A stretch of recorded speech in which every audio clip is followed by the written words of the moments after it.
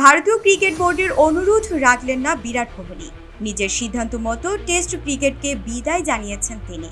রোহিত শর্মার পথ ধরে এবার সাদা পোশাকের ক্রিকেটে পথ চলা থামালেন সাবেক এই অধিনায়ক। সামাজিক যোগাযোগ মাধ্যম ইনস্টাগ্রামে এক পোস্টের মাধ্যমে 14 বছরের পথ চলার প্রসঙ্গ নিয়ে তিনি লিখেন, 14 বছর আগে প্রথম টেস্ট ক্রিকেটের নীল ব্যাগে টুপি পরেছিলাম। সত্যি বলতে তখন জানতাম না ক্রিকেটের এই ফরম্যাট আমাকে কতটা এগিয়ে নিয়ে যাবে, কল্পনাও করিনি। এই ফরম্যাট আমার পরীক্ষা নিয়েছে, আমাকে তৈরি করেছে, আমাকে শিক্ষা দিয়েছে। সারা জীবন এই শিক্ষা বহন করব।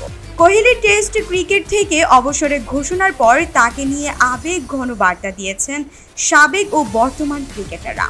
ভারতীয় ক্রিকেট দলের বর্তমান কোচ ও সাবেক বিশ্বকাপ জয়ী ক্রিকেটার গৌতম গম্ভীর এক্সে এক পোস্টে কোহলির ছবি দিয়ে লিখেছেন, সিংহের মতো আবেগপ্রবণ একজন মানুষ, তোমাকে অনেক মিস করবো আমরা।